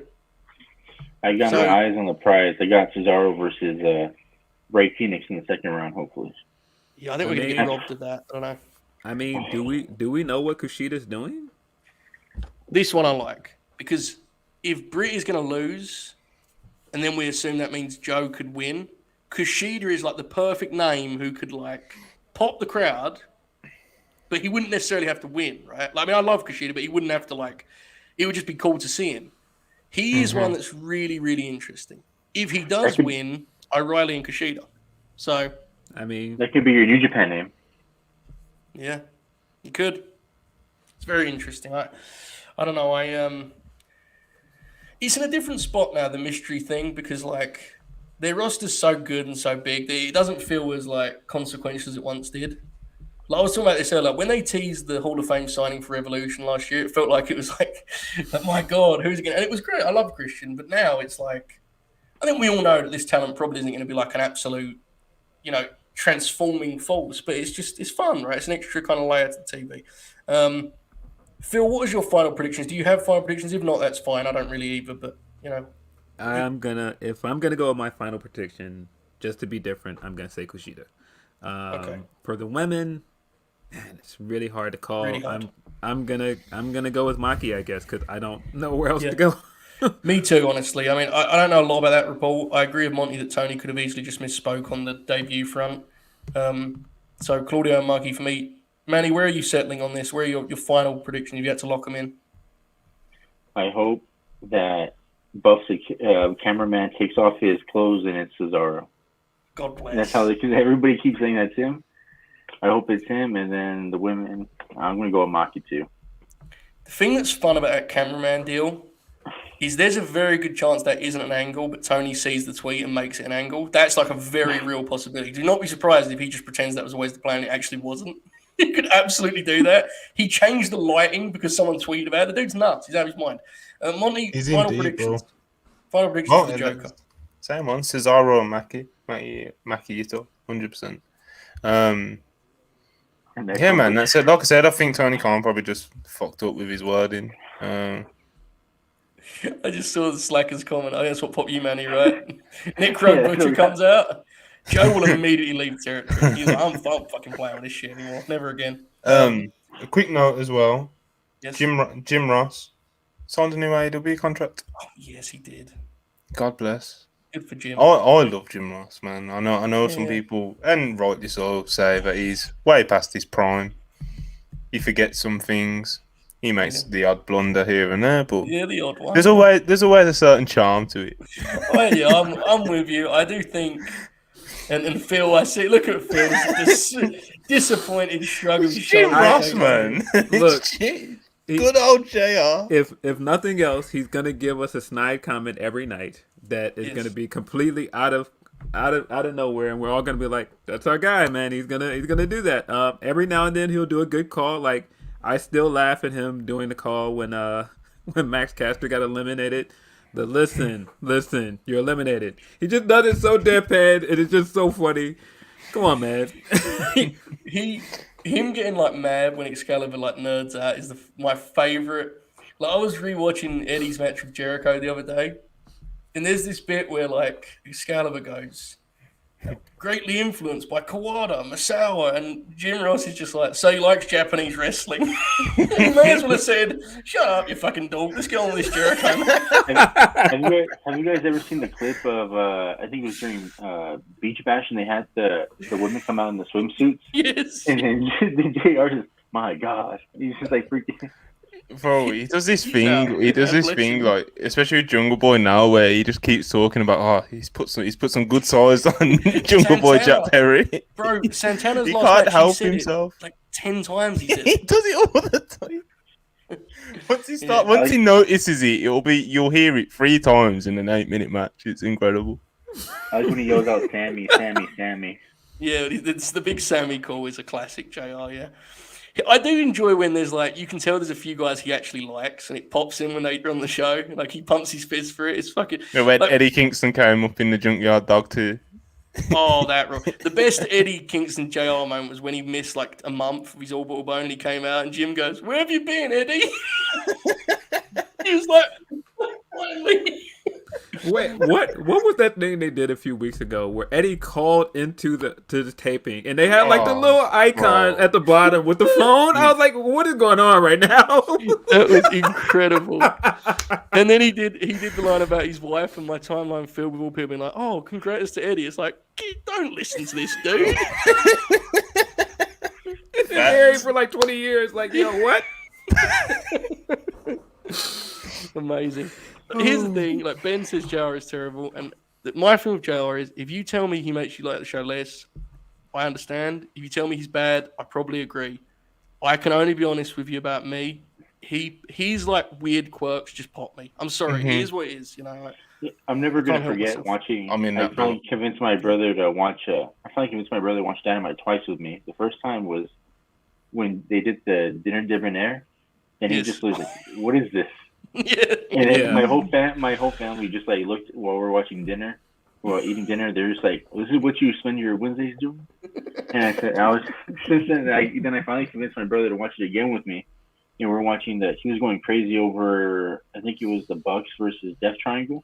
Yeah. And then it was one of the Bucks versus Lucha Bros. And then he got mad because he was just like, "Why is JR shitting on the match? I like this match a lot." Someone said it on Twitter. Podcasting is the worst thing that happens to him as an announcer. Because he now talks like he's doing a commentary track for a podcast, right? Like it's bad for him. Like people keep saying it every time Dax takes the Brett bump in the corner. Like, why does he say he's taking it like Bret Hart? Like, it's not. The idea is that you call wrestling as though it's real. Why would you say someone's taking the buckle like Bret Hart? What the fuck does that mean? Anyway, shall we? We'll touch on anything else with Dynamite because it is a pretty stacked card. Obviously, we've just spoke about the Jokers. The Owen Hart tournament matches are outside of the Joker ones anyway. Adam Cole versus Jeff Hardy, which is definitely a choice, and then Kyle O'Reilly versus Ray Phoenix. Intriguing. Phil, which of those captures your attention more? I mean, of course, Phoenix versus Kyle O'Reilly. They're gonna kill it. I am on the fence of who I think is gonna win. At first, I thought Ray was gonna win, but I kind of think Kyle is gonna win. I don't know why. Same. I think, I'm exactly with you. I had the exact same process. The reason I got to that conclusion was this House of Black stuff looms, right? It's going to carry on forever and ever, it seems. They continue to, even on Rampage. It feels like they're going to do a trios match finally at Double or Nothing. And that means Phoenix is he's catered for, so to speak. I will say, though, if the mystery man is Cesaro and we don't get that Phoenix-Cesaro match, I don't know, man. That feels like a crime. I don't know about that. But, O'Reilly will be cool. The chat earlier was very split on this match, too. I'm intrigued, Manny. Which way are you leaning for Phoenix and Kyle O'Reilly, in terms of the result, anyway? If it's Cesaro, I hope it's Phoenix. Yeah. And if it's... Well, if I don't know, I mean, I'm just thinking of those old Kyle O'Reilly matches he used to have in New Japan with juniors, and he would just like ground all the flyers. So I kind of hope we see that happen, and he makes Phoenix kind of strike with them like he used to do with all the other guys that used to do that. So and Phoenix can do that too. Like Phoenix can hit. That part is, I think stylistically this should be a really good fit. I didn't love Kyle's match with Jungle Boy. I think this is a certainty to be more fun. I'm intrigued. Monty, where are you at on this deal? This is a very hard one to call, I find. Phoenix. I think it'll be I think they'll go with Kyle. I think they'll go with Kyle because has he had any like big singles wins since he's came? I know this isn't exactly him beating a main event, but like in the circumstances. That's the only singles match he's had is Jungle Boy, I think. Really? Dave said this is gonna be a showcase for Kyle. So I mean, yeah, I think they want to do some stuff with Cole because you got to remember that Cole was one of the main guys on the NXT brand that was going head to head with Tony. So he has clearly shown a lot of admiration for some of those guys, i.e., Adam Cole. I feel like obviously I'm not saying he sees him in the same light as Adam, but I do feel like he's. Kyle feels like he's on. I feel like Cole's on the verge of a somewhat of a push, even if that's just a few wins. I agree. I have to say though, and I think Kyle O'Reilly's great. if I had this roster in front of me, he is not the first guy I'd be like, we need to push Kyle O'Reilly. And I don't mean that as a slight. It's just, Fair. I don't think he's that guy. If you look at the guys Tony pushes, I feel like he's just pushing all the guys that he likes watching. Yeah. Like he likes watching. Yeah. I'm pretty sure that he loves watching Kyle's all his junior matches and when his matches with Shibata that he likes watching. Right? Yeah. I mean, none of us are questioning how great Kyle O'Reilly is inside those ropes, but when you're talking overall package, he would not be my first choice to elevate. Phil, are you on board with it? Like, it just don't feel like the right fit, does it? No, I mean, if this is a push, no. I think there are other people that you could have put in the tournament and pushed instead of Kyle O'Reilly. Yeah. I do wonder if they want to have, like, a Canadian featured strong in the tournament. I know it sounds silly, but, like, that stuff is a factor here. Someone in the chat said earlier, I think there's a good chance Jeff won because they wanted a guy that actually worked with Owen to be, get through the first round. Like, it's just, I don't know. There's different elements at play. Speaking of such, yes. Speaking of such, Jeff Hardy and Adam Cole. Which, I mean, the result is a lot. I hope Jeff is just like, especially after last week, like, I just hope he makes it out okay. Yeah. He'll be fine. I hope it's not as too painful.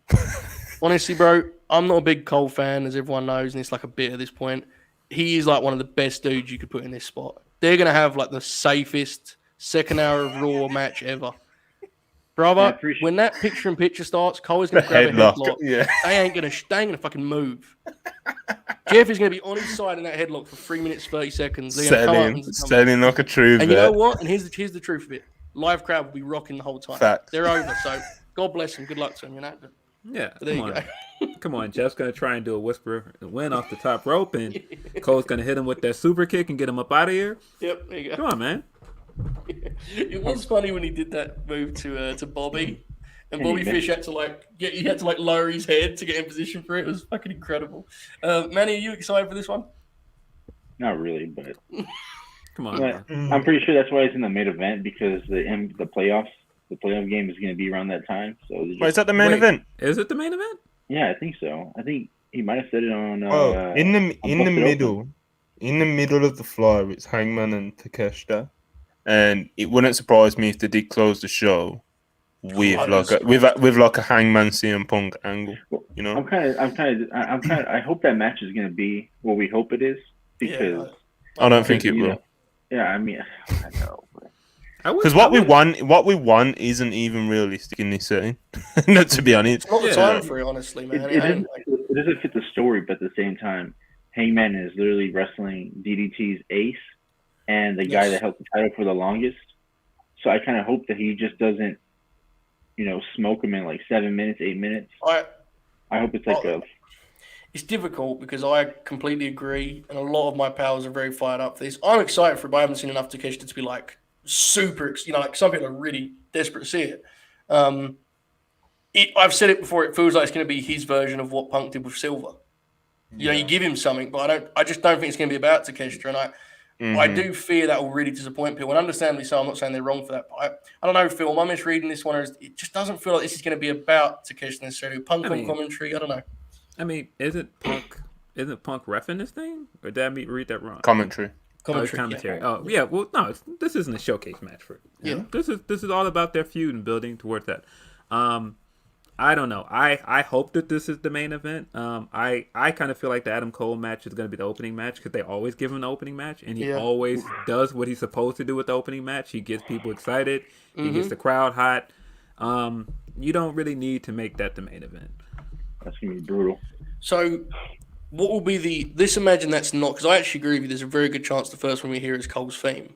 Yeah, I think that's where we're leading. And he has great opening matches. He does. Every time we give them to him. So yep, the crowds love them too. So hopefully they don't go like 17 minutes, like huge most of his matches go when they open. I think Tony's, maybe I'm giving him too much credit, but I think he knows Jeff's got like a 12-minute max at this point, man. Like he's, bless him, he's getting up there. It is what it is. No shame in it, right?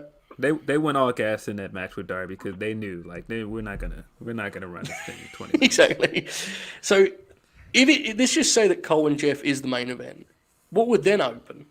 would you start with Punk's music and then you do the Hangman Takeshita match and you start with Cult of Personality and he walks to the booth as he has often to start Dynamite, or do we start with some Joker perhaps? That'd be interesting, you know.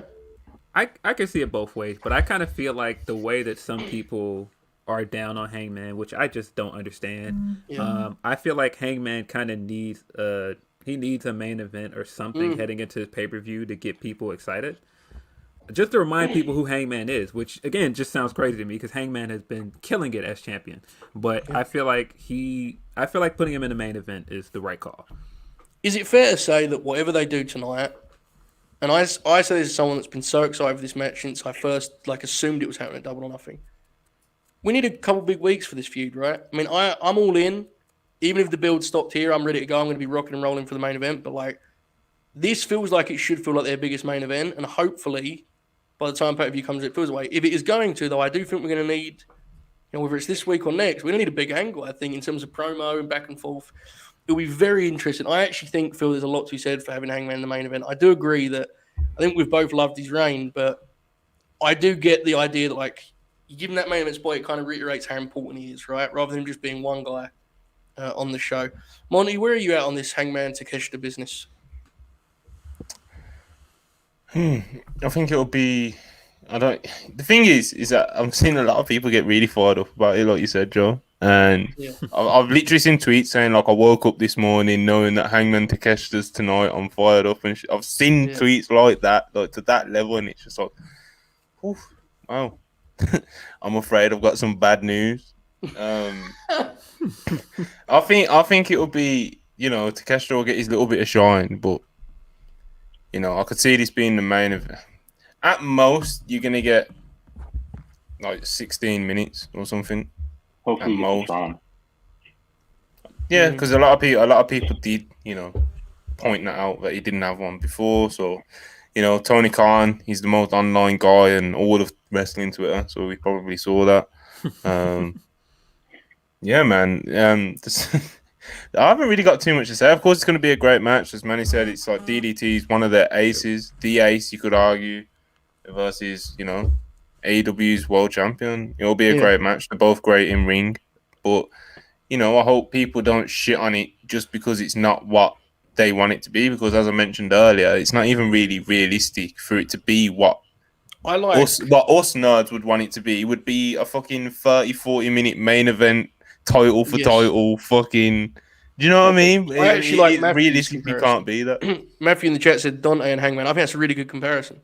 Hangman give Dante enough to make it a match, but it wasn't you can only go so far, right? You're the world champ. It's a balance. I do think one of the two matches we just talked about, Cole and Jeff, or the Hangman one, will open because as much as I think it'd be great TV to have Joe open and then say there's a mystery man coming right now, the problem with that is I think then the Joker later will lose to Britt, and that feels like the wrong way of doing it. You want to kind of lead with that and then do the one that's going to beat the AEW guy. So I don't know. I think my current prediction is we're going to open with Cole Personality, but I think Phil may very much be on the same with starting with the Cole thing. They love doing that. So it'll be very interesting. It's a strong show though. I'm excited for it. It's about 10 minutes away. We should probably start wrapping this thing up, right? Yeah. There's a couple of talking segments, but I don't think we need to go over them too much, really. They're going to be what they are. They'll be great segments. They've got great people involved in all of them. To be honest, obviously the Wardlow 10 lashings and the Regal, Jericho, Blackpool Combat Club and Eddie, Jericho Appreciation Society is. That'll be good stuff to help break up the matches. I think both segments will be a hit. Yeah, man. But like Joe said, we've got 10 minutes before Dynamite starts. I'm sure everyone in this stream right now wants to get to that. So, before we go, do you think Wardlow's gonna sell the straps? I hope not. No. I'll be on my feet, bro. He may I think he'll register them. And Grimace and but I don't think you'll see him doing Cody Rhodes Cody doing Hollywood selling and shit. Yeah. Well, MJF did delete the tweet before anybody it went. Somebody screenshot it. He said that he's gonna beat him for Cody. That's what he said. Bless. His PC tweets that was one of the funniest That wasn't a classic tweet, by the way. He's like WWE PC. That was incredible. Okay, this quickly gets some promotions. We'll take this thing home. Manny, where can people get you on Twitter if you would like them to? I know sometimes I opted to not promote that part of my social media experience, but promote yourself, pal. Go ahead. You can follow me at MannyBoy3298 on Twitter, and then I'll have something coming out on WrestlePurists soon. So there you go. Yeah, I think we may. In fear of spoiling things, I think we may save that for the anniversary because that's coming up in a couple of weeks, right? Which maybe we should tap into that particular. Anyway, great piece coming up from Manny. Phil, I'm going to ask as though everyone watching this doesn't already know, but where do people find you? Where can they see your work? When they see your great podcast? Go ahead, pal. You can follow me on Twitter at PhilDL616. Please don't follow me though. I don't want to be bothered. Leave me alone. But you can also, of course, read my writing at Bleacher Report, Daily DDT. I just put out an article this morning about what is my prediction for the end game for the Blackpool Combat Club. And of course, you could watch my podcast on Fightful on Saturdays at noon Eastern. That is the Grapsy podcast with me, Righteous Reg, and Mr. Will Washington. I have to say, and folks that have watched me long enough know that I am an asshole, and I do not say this lightly, but Phil is someone who you watch from afar and you admire, and does things the right way, and everyone has nothing but good things to say. No. Well, the people that we respect, and seriously, you should be very proud of your success. You're doing an incredible job. Monty, take us home, pal. WrestlePurists, WrestlePurists.com. Give us a follow on Twitter. Check out some of our stories. Check out some of our feature stories. And especially, I just want to take a quick moment to shout out Scotland's piece that he's just done. Yes. We dropped it yesterday, as it was the 29th anniversary of Razor Ramon versus the 1-2-3 Kid. We first got the article from Scotland. I believe it was not long after Scott Hall's passing. Mm-hmm. And we were in the week stuff. The moment kind of passed to do it as like a tribute article. So we decided to hold it until yesterday. And I didn't get a chance to actually read through it. It was sat in the draft for a while after Joe edited it and put it together, which it didn't need pretty much any editing at all because Scotland's brilliant. And I got to sit down and read it, and it's genuinely moving. It's genuinely truly unique to him. It's not your everyday match review that you see of a retro match. It really is a special feature, and I genuinely am proud to have someone as talented as Scotland to be willing to contribute to our website that we have, and especially producing pieces like that where he adds some personal layers to it, and it's quite an intimate piece, to be honest. Definitely recommend that. Obviously, like I said, I just wanted to kind of single that out and give it its own little bit of shine because it genuinely is, it's one of the most special wrestling features I think I've ever read. Yeah, like I said, he's immensely talented. I could go on all day until we start eating into Dynamite, which I won't do to everyone. But yeah, please give us a subscribe. Please give us a like. Like I just said, follow us at WrestlePurists, WrestlePurists.com. And man, everyone in here, thanks for coming on. And yeah, we'll see you very, very soon. Keep grinning.